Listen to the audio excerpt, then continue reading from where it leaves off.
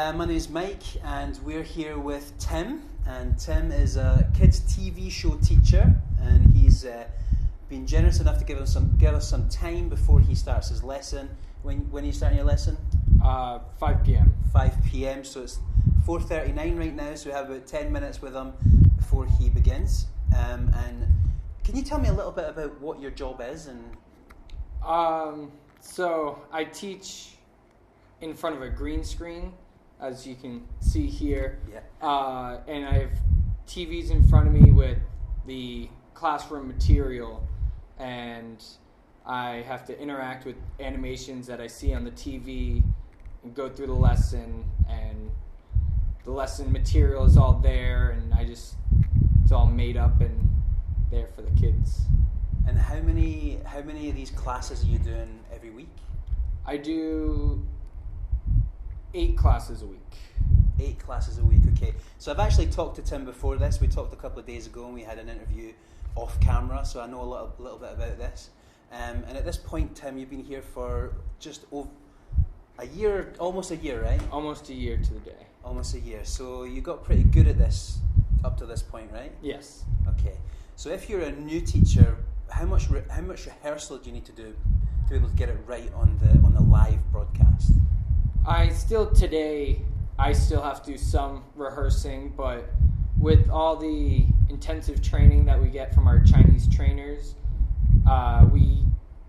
they drill it into us. We have practice lessons where we can stand in front of the green screen in the studio and run through our lesson at minimum 4 times. They give us the opportunity to go through. So if you don't get it right away, or even if you are natural, they still give you at least 4 times to run through it before the live lesson. Awesome. Now, I heard about this teaching job a couple of months ago now, and when Lars actually told me about it, I was like, they get paid how much? They do what? Like, they're live to Chinese students? Like, I was kind of in a little bit of disbelief. Like, I didn't really think that online teaching had advanced so much as it has. Like, we're sitting right now, you can't see, but maybe we'll do a clip in a second of a screen where we have animation behind us. Like, you see the green, but we actually see some kids watching a cinema.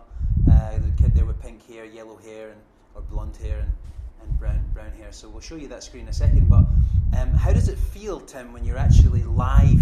You know you're broadcasting to, what is it, like 10,000 Chinese? It depends on your level and how many kids sign up to your class, but I've had around 8,000 kids in one class, and there have been other teachers. I think the most one teacher's had is 16,000 kids watching. Wow. Yeah. That is a lot. And you get to see, like, how many kids are watching on the screen, right? Yes. Yeah. So do you see it count? Does it go up like or does it stick on like 8,000, or does it go up 8,001, 8,002? It'll go up and down because sometimes the servers, or if someone's connection's not well. So it's like 8,600, give or take. Throughout the lesson, it'll go up and down, but once you're in the lesson, you don't notice it too much just because it's a small little number in the top corner. But it influxes, give or take, 10 or 20 kids. And you also get, if I understand it correctly, there's a chat box that comes up on the screen.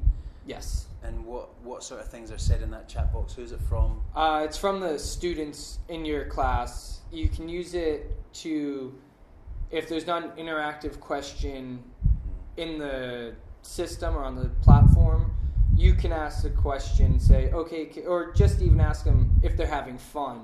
You say, you guys having great? You can give me a thumbs up in the chat box, and the teacher has control to open it or close it. Oh, okay.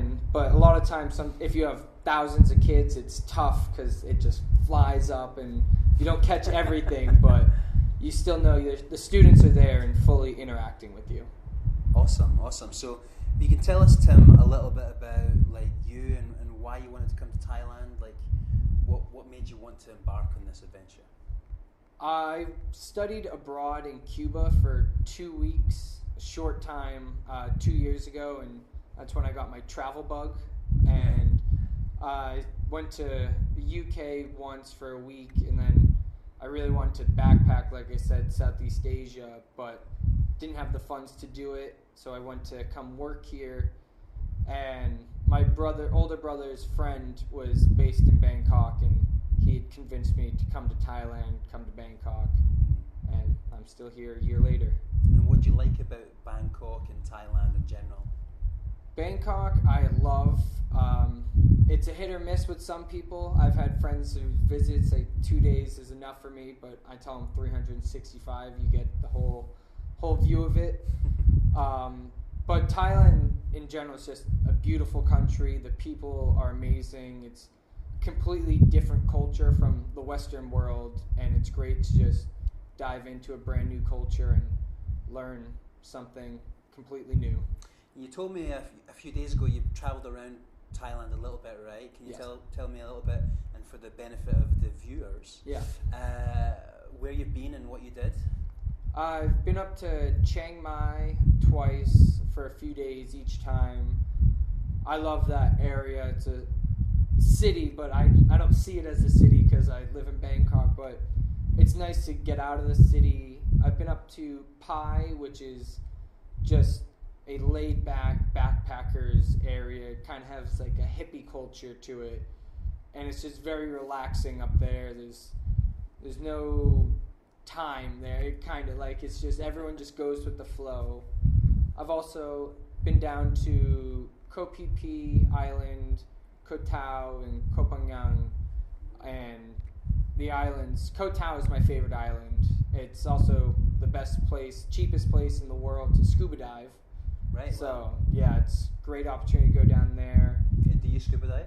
I free dive, so that's without okay. the Just a snorkel, right? Yeah, just snorkel, you breath hold and dive down. And then I've been down to very southern part of Thailand, just visit friends I had known that were teaching down there, and it's just great to be able to travel in this wonderful country. Awesome. Yeah.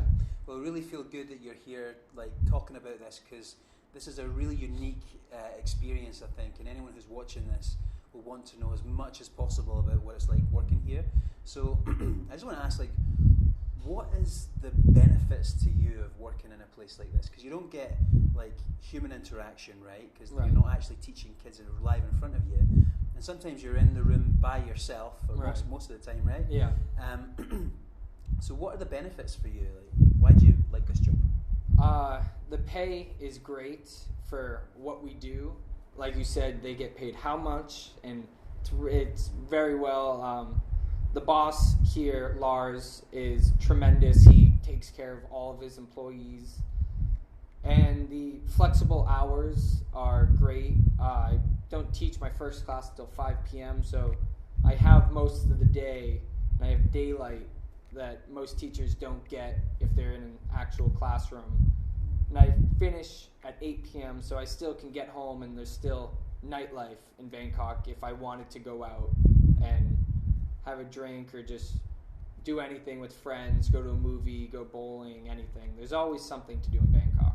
You don't have to come in till late the Yes. next day, right? So you can chill out. And Yeah. this job would suit me actually, because I find it hard to wake up in the morning. Yeah. Yeah, that sounds great. Okay, so I want to ask you about like before you came here, like what sort of things you did with your time. Like what did you do before you arrived and taught English? I lived in the States. I went to university in Santa Barbara, California. Okay. I was a football referee, soccer referee. Right. Yeah, I was that for just about 10 years. So Wow. that was my side. If I didn't have a job, that was my job, and I loved it because that's also very flexible. I've kind of been part of wanting more of a flexible job. I don't like the 9 to 5 office hours, and you completely are off of that when you're out here. And I also worked at Disney World I did an internship there. So I just been all over exploring everything and anything. So this is quite different than anything you've done in the past, then. Completely different, yes. So would you say like this is like the best job you've had, or maybe that's not the right question for this interview? It's a different. I think it's the best opportunity I could have gotten in Thailand for sure. Lars, the boss, has even said he doesn't think I'd still be here if I had been put into the kindergarten school where he had me placed before he offered me this job. So, right. And knowing Lars and who he is, I definitely know that he probably is right. So, but yeah. I mean, this job is fantastic, and I wouldn't want to be at any other place now. So some of the worries that some people may have is like meeting people and making friends. Right. And we do talk about that there's right now there's 20 teachers here, right?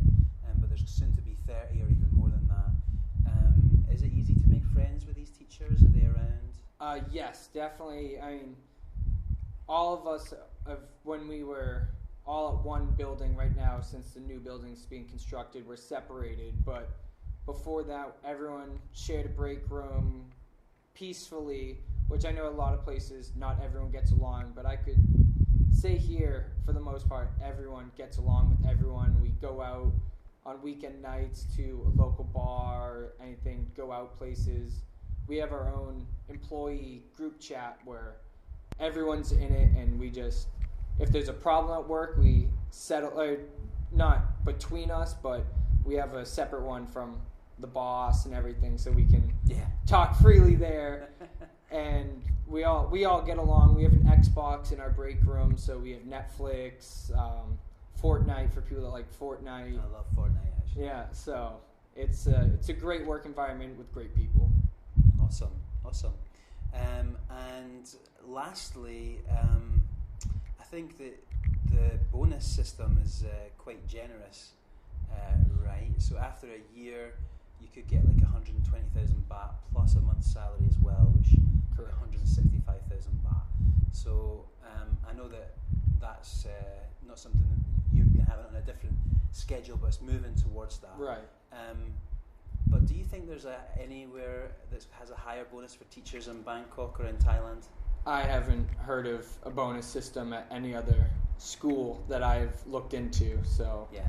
And with this, if you complete the 1 year, there's benefits, because if you don't, the bonus is gone. But if you complete the 1 year, you get the performance bonus plus the end of the contract bonus, which then if you are done with the year, you want to go back home, that gives you enough money to either travel wherever you want or go home and be financially stable when you get back home, to find a job, find a place to live. Buy a nice car for that as well. Yeah. Go get your flight home, buy a car, and put a deposit down in an apartment. That's what I'm thinking. So I had just one more question, actually, because I know we've taken a lot of your time, and you've only got about 8 minutes before you go on. What kind of person do you think will suit this job as a kids' TV show teacher?